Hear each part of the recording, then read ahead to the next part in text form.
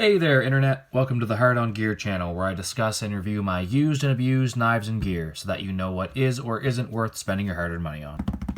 It's time for the Hard On Gear Knife Collection, Volume 1. I know there's going to be no way to keep this video super short, so I'm not going to spend a whole lot of time blabbering. I'm going to go through these knives quickly and not talk too much about the details, just why I bought them, what I bought them for, where they're sitting now on my person and/or gear and/or vehicle. I only buy things if I believe there's going to be a purpose for it.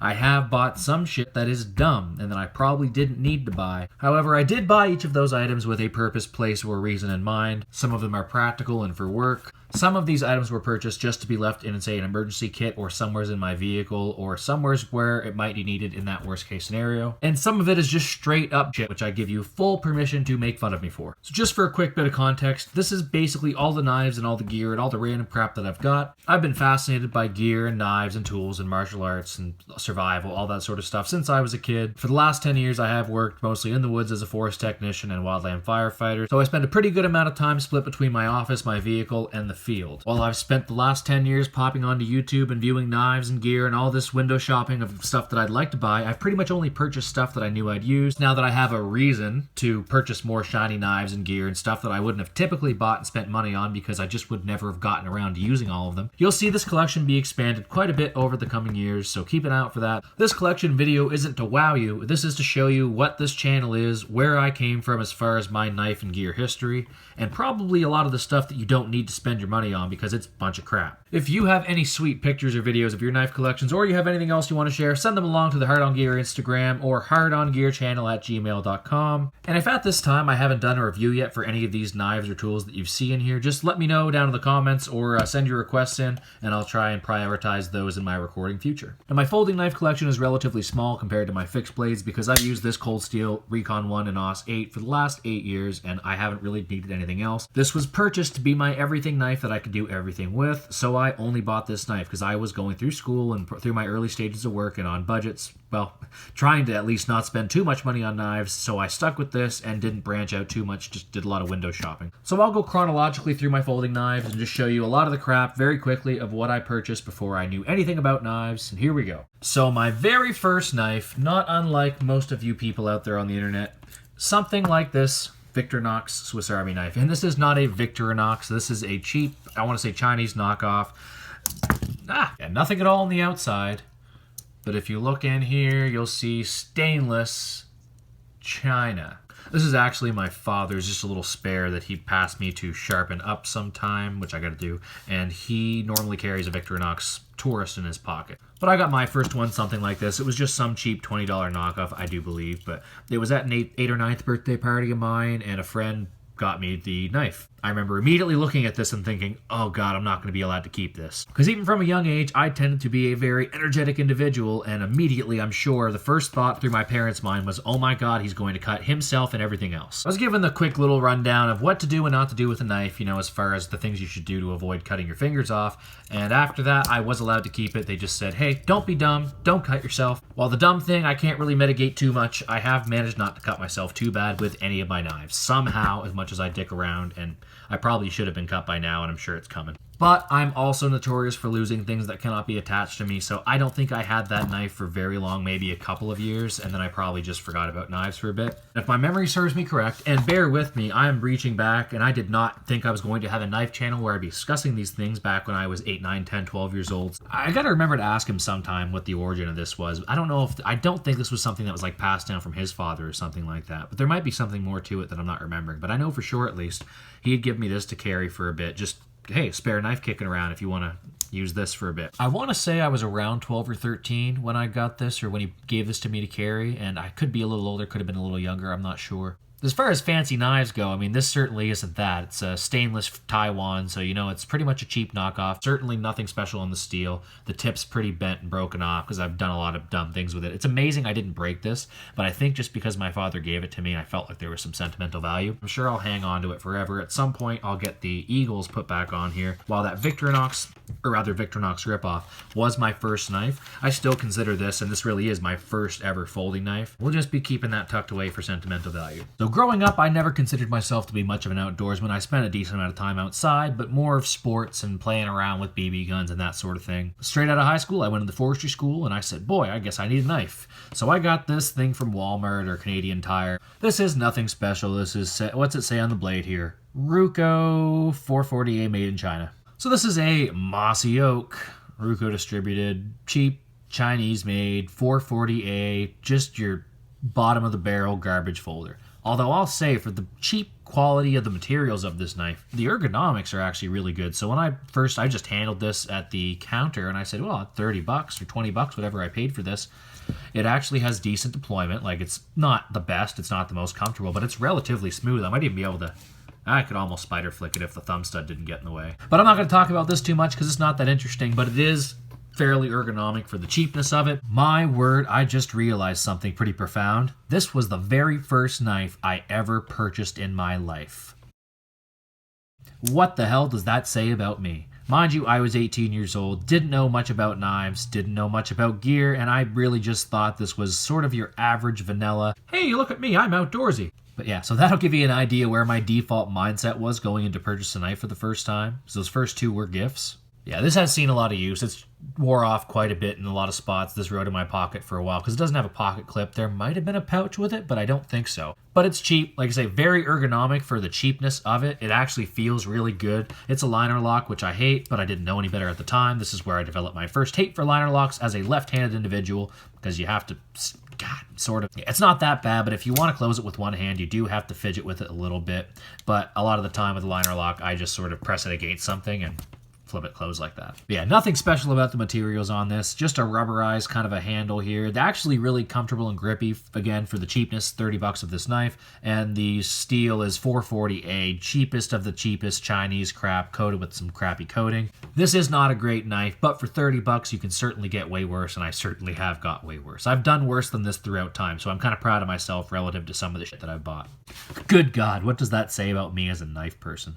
Oof. Now, I'm not going to spend a ton of time, but I am going to bitch a little bit about these stupid Bear Grylls collaborations because, you know, Bear, you suckered me in. Gerber, you were a big, nice brand name that had a good reputation. Apparently, this was the midlife crisis of Gerber and more or less what tanked their reputation for a lot of people, including myself. So these came in a 2-pack. I might have paid $30 or $40 for these. Whatever I paid, it was too damn much. Actually, what happened about 4 years ago, we were at the end of a fire trip out in whatever province we were in. We just decided to go into a Bass Pro or Cabela's or something like that. And I think I bought a few things, but I believe this was on sale. It might have been regular $40 on for like $20 or something. Whatever it was so dirt cheap that I said, well, I'll just buy that cheap crap and throw it in my bag or my car or something. And just a couple extra cheap crappy knives that I actually don't care if I break. Which I should have learned my lesson because the first fixed blade I ever bought was this piece of junk Bear Grylls Ultimate Knife, which I'll touch on later.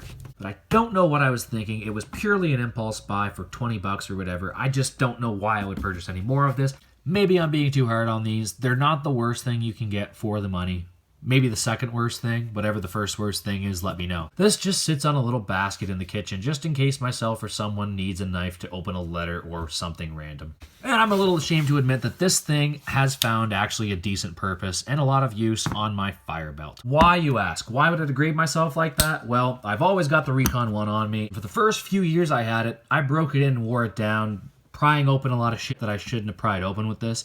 Bent the tip down quite a bit. It actually rounded out. Reprofiled it and got a point back on it again, but it was very round for quite a while. I just wanted to have something on my belt, on my kit, that I could get away with doing just about anything to. And if I were to break this, I'd be super happy because I could just throw it out and then get something better and regret my purchase knowing I would never ever buy one of these Bear Grylls collabs ever again. Shame on me.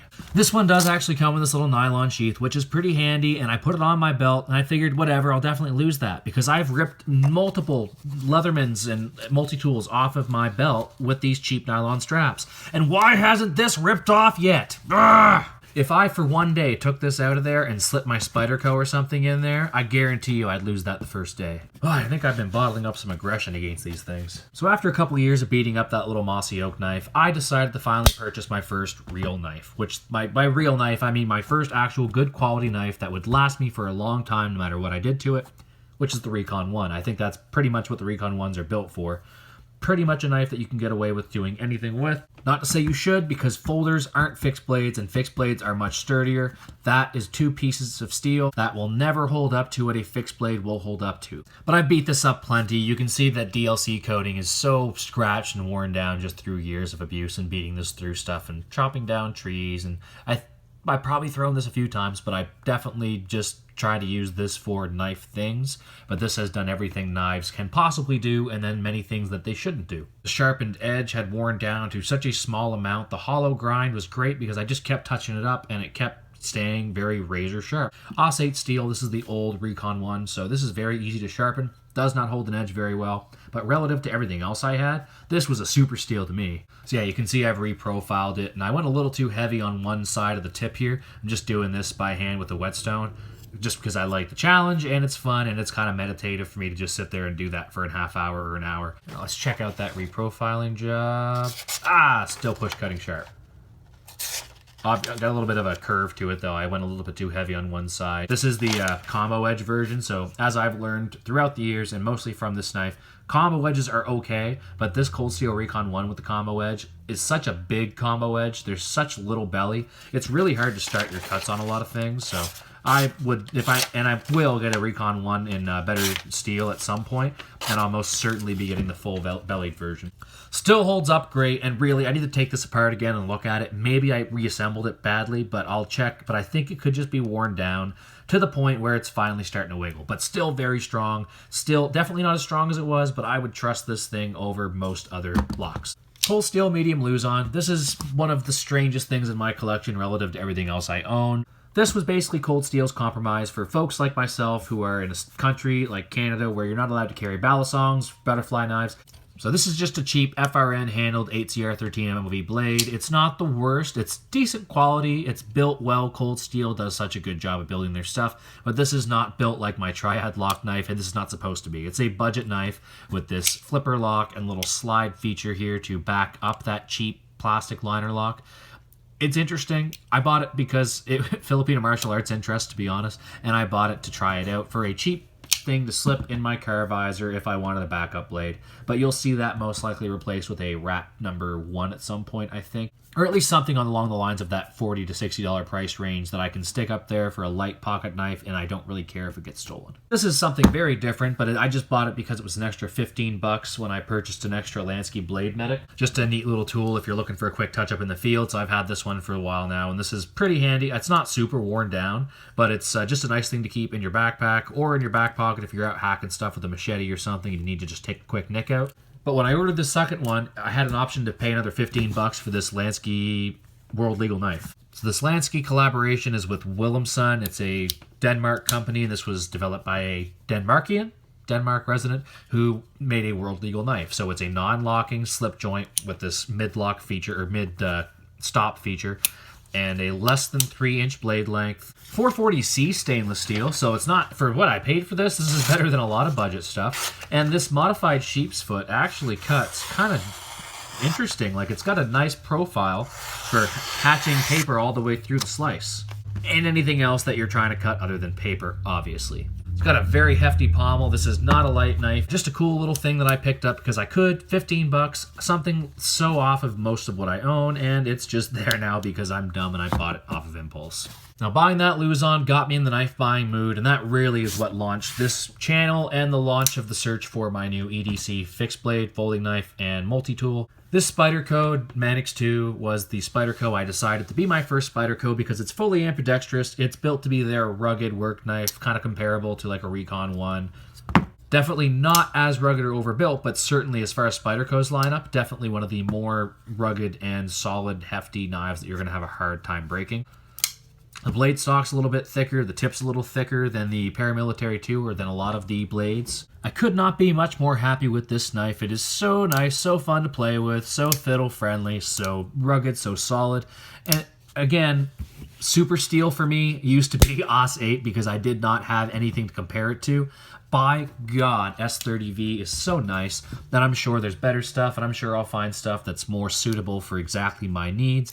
But it's so nice of an upgrade. It holds an edge beautifully. I have dulled it pretty decently. I have tried to sharpen it a bit, Definitely not as easy as my cheap steels, but it's fun, it's a challenge, and I'm enjoying this knife very much so far. Yeah, this and the Izula II have gotten non-stop 16-hour-a-day pocket time for pretty much the last 2 months or so. You can expect to see a lot more Spyderco in my life. I finally got my first D2 knife, my first Ontario knife, and my first rat knife. All things that most people have already owned once they're 10 years into their knife buying experience, but I live on the east coast of Canada and we are salty out here, and I will rust most blades that aren't stainless. D2 is somewhat stainless, but it is not a stainless steel and it will rust if I do not take care of it. I've got a little bit of oil on there, but it's already wearing off. I've got to remember to keep this thing oiled.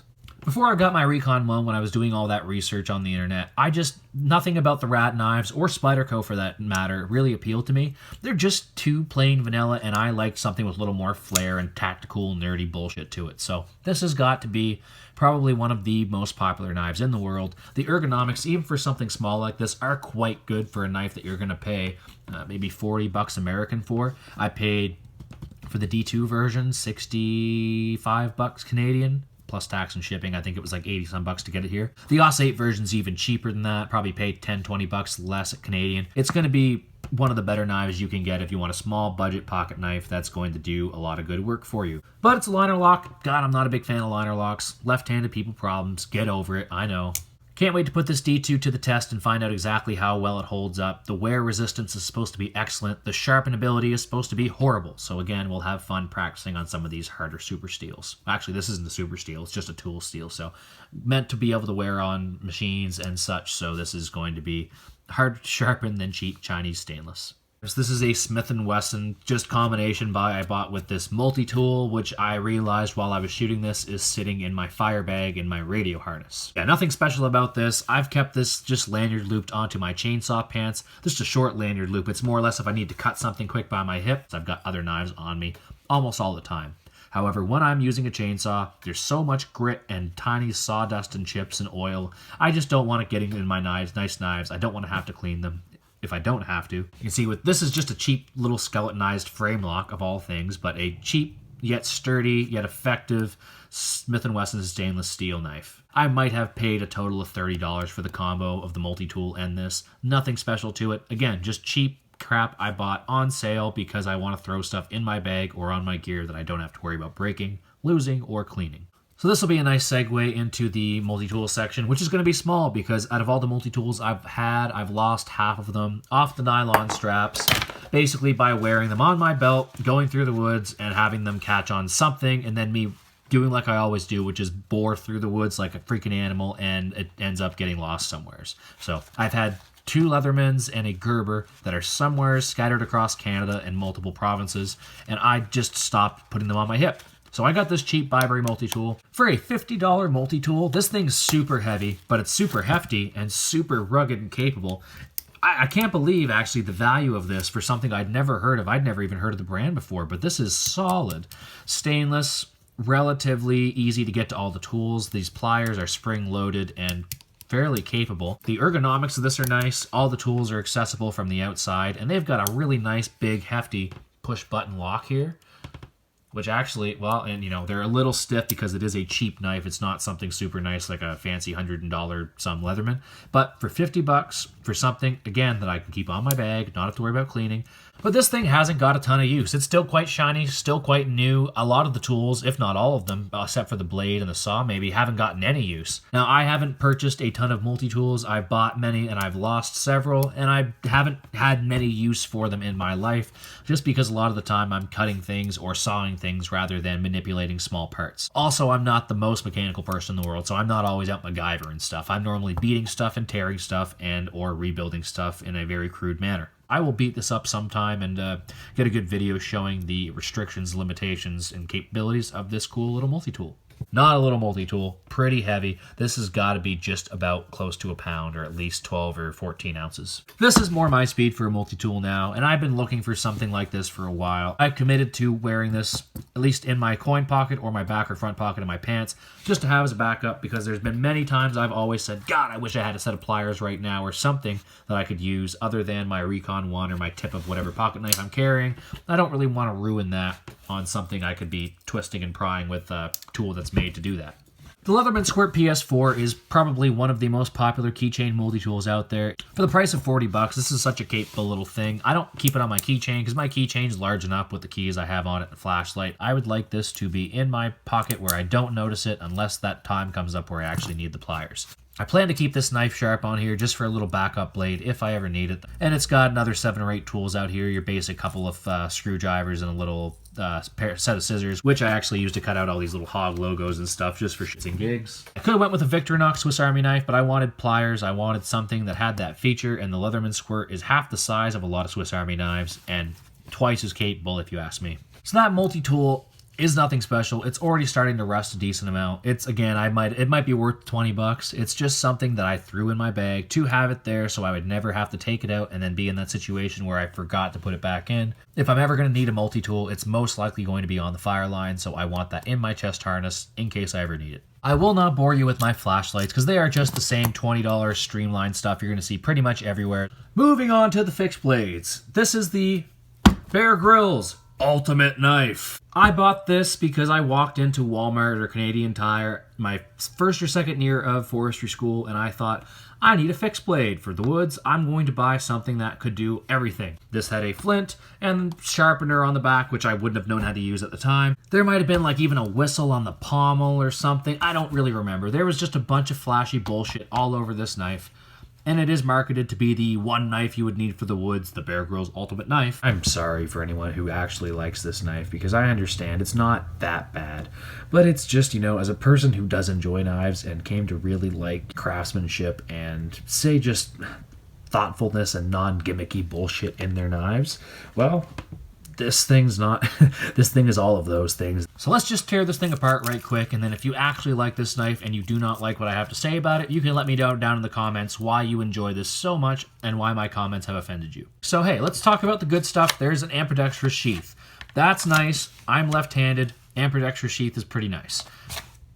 Is there anything else good about this thing? The ergonomics aren't the worst. If you had a stick in your hand, a stick would probably feel less comfortable than this, but overall, I don't know why I know why I bought this. I didn't know any better. And I learned, and this was a learning experience for me. But you've got basically just a cheap rubber handle. The orange is nice because you can see it in the woods. Hey, that's a pro, right? The pommel is orange as well, but I did beat that off. I can't actually blame Gerber for that. I can't even blame Bear Grylls for that.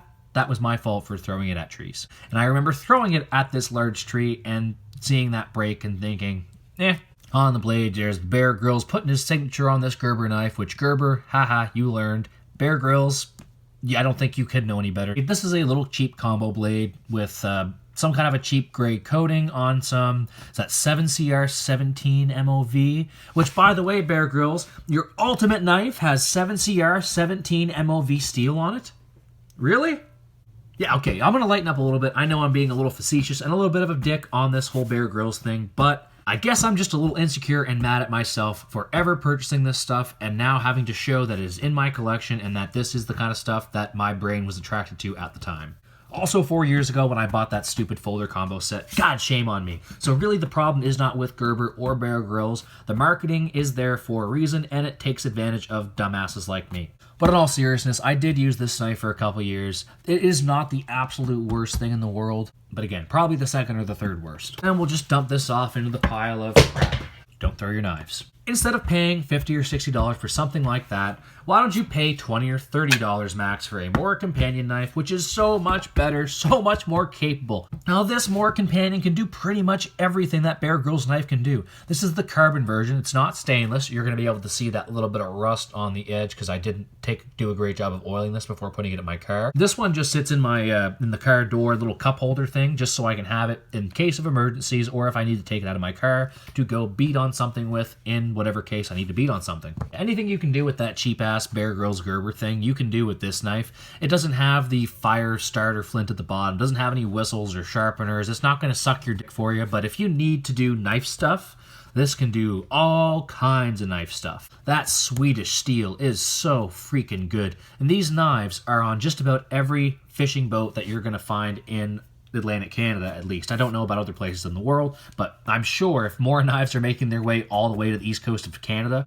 if you walk into a commercial fishing store like for lobster, tuna, that kind of thing, you are going to see bins full of these Mora knives. Well, actually, the stainless steel orange handled version of this is what you're more likely going to see. If this is your first time ever seeing one of these, or you've never heard of them, or if you've seen them and just blown past them because they're nothing fancy, save yourself a lot of YouTubing and just let me tell you that almost anybody in the knife world, much more experienced than myself, will tell you this is bang for your buck, the best fixed blade you're going to be able to buy. The sheath, much more of a meh type thing. People tend to make a leather or kydex sheath if they're going to use this as a regular daily carry, but for just regular uses, if you want to just slap that on your belt, it's pretty convenient. Not ambidextrous though, so I do have to reverse draw if I'm going to draw this out of the sheath from my hip. So after that Bear Grylls disaster, I wanted something that would just slap that in the face, so I grabbed this K-Bar Large Heavy Bowie from K-Bar. This is a discontinued model. I'm not exactly sure why. If I had to guess, it would probably have something to do with the swedge being a little too aggressive here. You can't really like baton with this because it thins out so much near the edge. Very thick blade stock here, not so great towards the front half of the blade. I should look into that, but I'm not sure if there's any other reasons beyond that. It's pretty comfortable. I've cut down some trees, at least the 9-10 inch width of this blade. Just a little too large for most knife things, but by God, if I'm ever out in British Columbia, I'm bringing this thing with me almost every time in the woods, because if I did have that clash with the Grizz, I don't know why this thing makes me feel like I'm a little bit tougher. But it shouldn't, because that Grizz is going to mess me up 99 times out of 100. The sheath is actually kind of crap, by the way. I should say that. This half nylon, half leather sheath, I have poked the tip out of the end of that just through years of wear, and I've had this for about 7-8 years, so it's seen quite a bit of time in the field. It has got some use and lots of wear and tear. So after 3 years of getting harassed about the size of that large K-Bar, I went with something a little more manageable, and I picked up this K-Bar USMC 1211. It's actually the 1214 model. If you want the full details of exactly what model's what, you can check out my review on this, and I go all into every detail you could ever want to know. But for now, I'll just say this has been an awesome fixed blade. It is one of the most sold knives in the world, one of the most manufactured and produced knives in the world. I just wanted what was going to be, and what kind of is, that one knife that you can do almost anything with if you ever had to do something with a knife that you shouldn't. But through my use, I've learned that this is not the most solid knife. It's pretty damn good and it can handle a lot of crap, and it's nothing you have to worry about keeping pretty or in great shape, but it's got some weaknesses and it's not the best for batoning and different tasks. This is a fighting utility knife. It's a jack of all trades, an absolute master of nothing. But oh, ambidextrous sheath, oh, ambidextrous sheath, oh, ambidextrous sheath. This little guy is the Cold Steel Bird and Game. At some point, I'm going to grab the Bird and Trout. It's a little smaller version of this, a little bit different build, doesn't have the rubberized or whatever extra handles on the end here. But they're cool little knives, and for the size and the price of them, they're pretty convenient to just stick on your bag, in your purse, and in your pocket. I've got this on my car visor as a emergency seatbelt cutter / whatever I might have to do in case a coyote attacked me in my car. I've got this sitting on my car visor mount because it's very accessible. This little ring pokes out, I can see it, and I can very easily grab that and get that out of the sheath in case I need to, say, cut a seatbelt or whatever. Maybe a bear's trying to get in my car while I'm inside. Highly unlikely, but no, seriously, for any of those scenarios where you might need a knife in an emergency situation where you're not going to be able to have time to think and make decisions, hey, look at that, the knife's right in front of me. Good to go. I don't have paracord on here. I do have this chain that came with it, just because if I do want to neck knife something, which I don't normally, but just for the sake of experimentation, sometimes I'll neck knife this and I will keep this chain as the neck knife. While a little ridiculous and highly unlikely, the reason you keep a neck knife on this type of chain rather than paracord is if somebody ever did grab this and try and strangle or grab it off your neck, this will snap before you ever get strangled or whatever. Welcome to my world of knives and fantasy self-defense bullshit. Don't carry knives as weapons, at least not in Canada, or anywhere where you're not legally allowed to do so. Now, there's plenty of other fixed blades to show you, but just to show you where I've kind of went through my actual daily regular use, the Esee Izula II is what has resulted in me using all those large knives and eventually wanting something that I can get away with carrying almost anywhere for any scenario. If you're not looking to scare normal people, this is a better knife. I'm not going to dive super deep into this because I have done what I believe is one of the more thorough reviews of this knife, so check that out if you want some further specs or details of the use. But I have got this sheath. I did buy the entire kit with it, which came with the belt clip and all the other lashing options. I've also sharpened the spine off so I can get sparks if I want to use that carbon steel for fire starting, hence why I've got that on there. And I did buy one extra sheath, which is just a slimmed down version of this guy. I just trimmed off the edges so I could slip that in my pocket or wear it as a neck knife. Not with this string, obviously, but if I wanted to do anything with it that was a little more slim, low profile, and jeans and a t-shirt, this makes an extremely small, light carry at 3.7 ounces, a little bit bigger than like a lightweight folder knife. With the sheath and the mod, it's still only about 6 ounces, a little bit less than that, so it weighs less than this Recon 1. But with this little slip, that's a 3.7 ounce knife. That's pretty much the size of a lightweight folding knife, and extremely, well, very much more capable than almost any folding knife you're going to get. Only limitation on this is the blade length. Other than that, there's nothing really that anyone could talk shit about with this knife. Unless you think you can prove me wrong, then go ahead down there, but honestly, this is just about the best fixed blade you could possibly buy for the money. I'm going to bring some cheap Smith & Wesson budget stuff out. These are just some novelty items I bought, kind of for fun, kind of for messing around, in the last couple years as I've gotten more into Filipino martial arts and stuff. This is a reverse Karambit. This is not your typical hook spill style Karambit that you'll see on most Karambit knives. So you've got your typical hawk spill shape Karambit blade, and then this is more of a recurve style clip point. This does kind of have some natural feel to it, but it's really not utilitarian for too much. Maybe cutting rope or different things, but in my life, I don't see much use for a Karambit. Not that this is much more practical, but I kind of like this versus if it were that normal Karambit shape. Just because with this, I can actually feel like I could spike into something a little bit. With that other one, not so much. There's not a whole lot of utility for this other than wildlife self-defense, which is all this would ever be used for. But I have used this in my basement, just dicking around, sorry table, just trying to get a feel for Karambits and if I can actually use one of these without hurting myself. Not that I ever would, and really, there's no function to this for me. I like the idea of sticking this on my side of my emergency bag just in case I ever needed to grab this. If you've got decent range of motion in your shoulders, you can just reach on the side of your bag, grab that little Karambit loop, pull it off, and then you get enough length that you can reach that and pull that out of the sheath. And that would be there for any emergency situation in case I were ever attacked by an animal and pinned down or something. How ridiculous is that?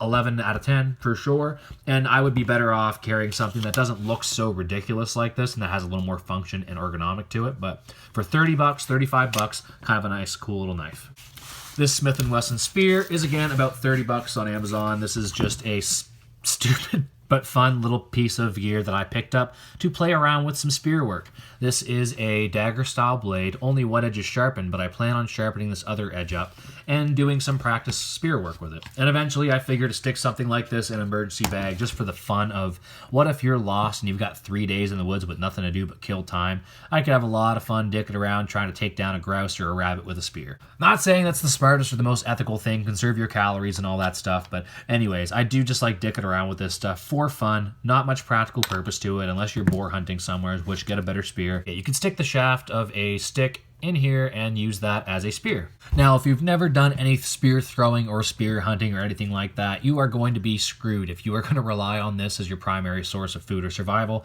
So again, I'm not recommending that. I've done a little bit of playing around with staffs the last couple of years, and I have quite a bit of fun playing with that stuff, but I'd probably be at least a week trying to get a grouse with this. Forget about a deer or any large big game animal around here. You just can't get close enough to them. As an adult with some disposable income and no real responsibilities, 30 bucks, you're damn right. The last budget Smith & Wesson knife is this Smith & Wesson HRT boot knife. Hostage rescue team, I believe. So this is nerdy mall ninja bullshit that most people don't have a purpose for. You could say I don't either. Last summer, I seen a squirrel run out from under my car. If that doesn't sound that bad to you, just know that those things can chew wires and all kinds of other things that will cause you to owe $10,000 to your mechanic or put you off the road when your brakes don't work. So while I do have a 22, I live kind of close to a road and that little pop doesn't sound that pleasant to some neighbors. So I've taken my recurve bow, which I've been shooting a recurve for the last couple years. Not super great, but squirrels make good target practice, because if you hit them, they're pretty much done for. But if they're not 100% done upon impact of that arrow, this is essentially my small game Terminator knife. Meaning that I use this to terminate and put a merciful end to any small game, whether that's squirrels or grouse or rabbits. I haven't got any rabbits yet. Just a small, efficient blade that I can clip onto my quiver, draw easily while I've got one hand on my bow. This dagger-style blade has extremely good penetration, and it puts a very quick end to things that you do not want to see suffer. If any of this sounds really offensive to you, just know I've been around wildlife and around hunters all of my life. life is life, death is death, everything lives and dies. I don't want things to suffer, and I want to make sure that if I am getting rid of a nuisance on my property, I don't want to cause it unnecessary pain. So that's what this is for, not any kind of strange, evil shit that you might be picturing. I won't spend too much time talking about this, but I've carved a decent amount of staves and Filipino martial arts sticks in the last couple of years, and I wanted something that was a little more built for that task, because using all of my big knives, I have cleaved off some chunks of wood and bit in a little too hard. And when you do that, you tend to compromise the strength of what you're carving, and when you smash it on things, it will break in the thin spot. Duh. It's just a small carbon steel with a oak handle knife, nothing special to it. $20 on Amazon, but this has been holding up very well. The edge holds up nice, as it is a hard non-stainless carbon steel, and this is just a little whittling tool, and I want to be a little more precise as I'm getting closer to the end of my projects. Which I say projects, I don't do that much whittling, and they're very crude. I'm carving branches into sticks so I can beat them off of shit. Almost made myself sound like an artist there for a minute. One of the cooler knives in my collection, if you're into old vintage stuff, this is the only vintage knife that I have. This was a hand-me-down Buffalo brand, Ruco Solingen on one side, Solingen, Germany, and U6 on the other. So if you go and Google a bunch of these knives, you're going to find a whole bunch of similar looking knives to these. Without this handle, they'll have like a staghorn or something, and a U6 or an S4 or a U2, something like that, where you're going to be able to identify the knife. I have not found any of these U6s on there. I don't know what this handle is. I'm not a big mineral guy or anything, but if this is some kind of like a fake pearly type thing. But anyways, if somebody knows anything about this knife, I'd be very curious to know, because it's quite well built. I don't know if this is a convex grind. It looks like it might have just been rounded from a saber flat grind over time, but this could be a convex. Maybe that's a thing with these knives. I haven't looked into it much. But what I could find is basically that this is a old vintage knife, lots of different designs, and this one is quite unique. The handle, not super good, but everything else is pretty well built. I want to say it's probably from around the 60s or 70s, but I don't know for sure.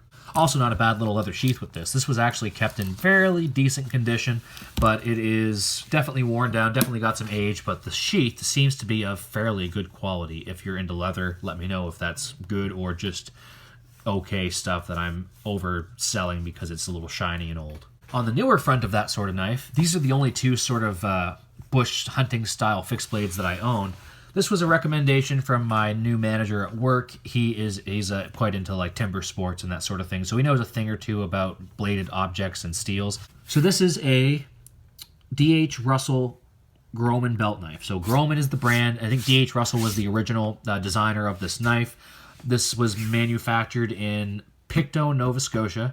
This is Grohmann Knives' #1 design. This is their original sort of skinning / hunting / utility woods belt knife.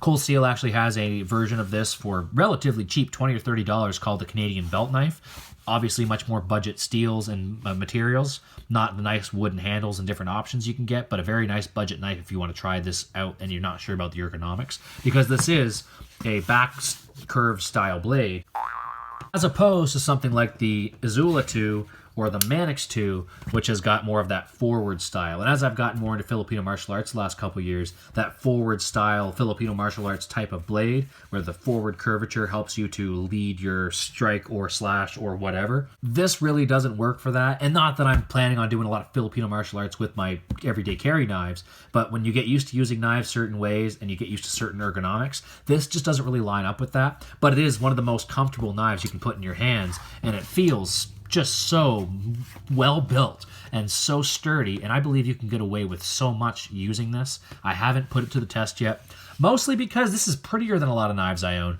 This isn't super expensive. I think I paid $115, $120 from the retailer site.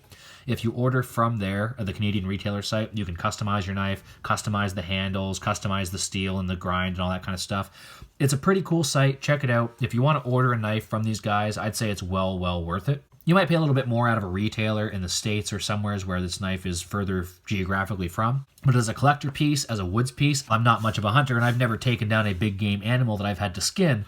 I have done quite a bit of dissecting, quite a bit of skinning, and quite a bit of rooting around and doing some fine work removing organs and different things from beavers, bobcats, otters, different wildlife animals that we're doing dissections and collections on. Next time we're doing that work, I'm going to try and take this blade into there and see how it holds up, because I believe this is going to be perfect for that type of work.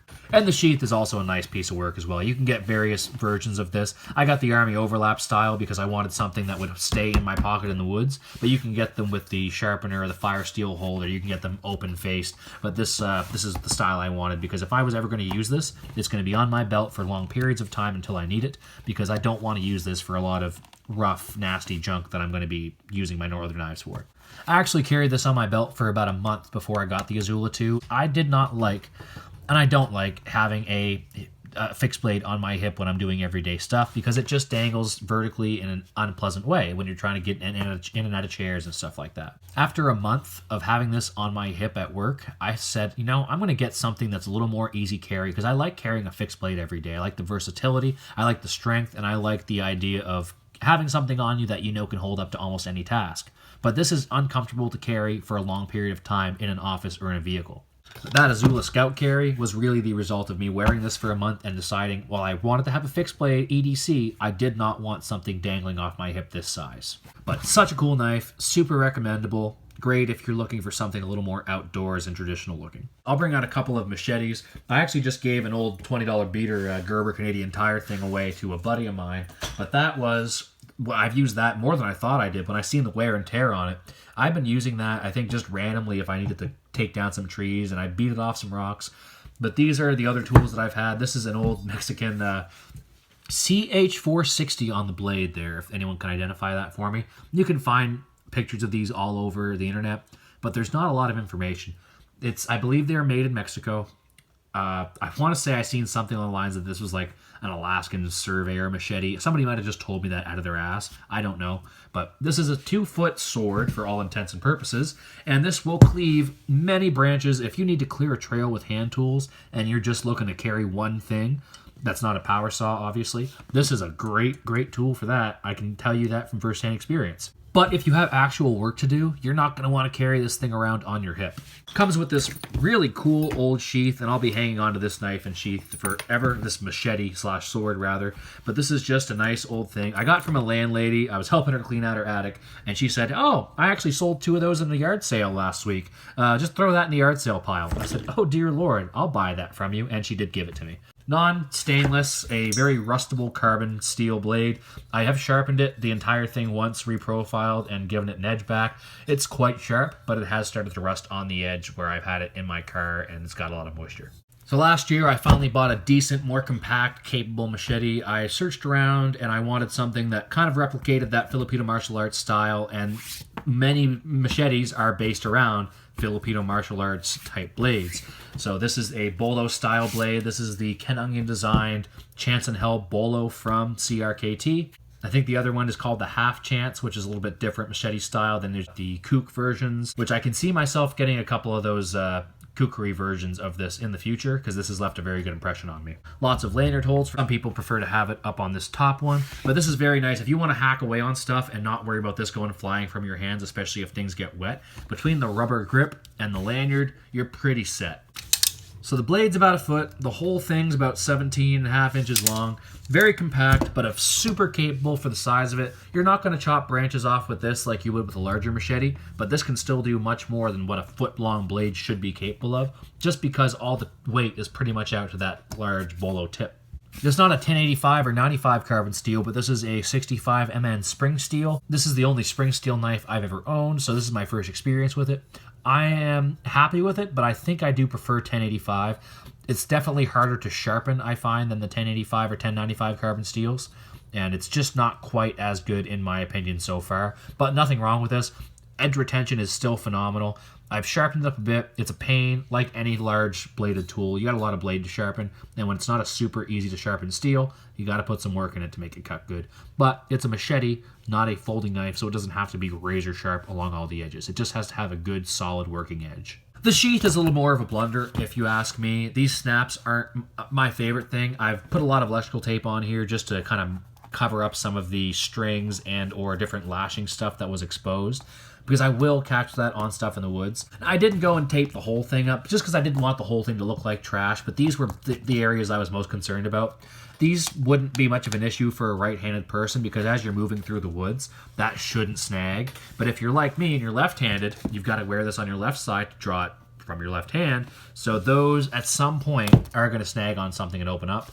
It shouldn't fall out, but it does allow the sheath to open up quite a bit, which could be a problem, safety-wise or retention-wise. Well, retention is safety-wise, but retention as far as losing your knife in the woods and then not realizing it until you're 2 kilometers down the trail. But it does carry very well. Look at the dirt on this. And by the way, the colors of this are black and yellow, so you're going to see a lot of black on this yellow surface because all of my stuff is filthy and covered in ash and grime and soot and all that fun stuff. So don't expect things to be pretty shiny or well polished here on the Hog channel. For a hatchet, for the most part, I've used this Fiskars for the last 10 years. This is just the X7, the small $50 Fiskars hatchet, hollowed out at the handle.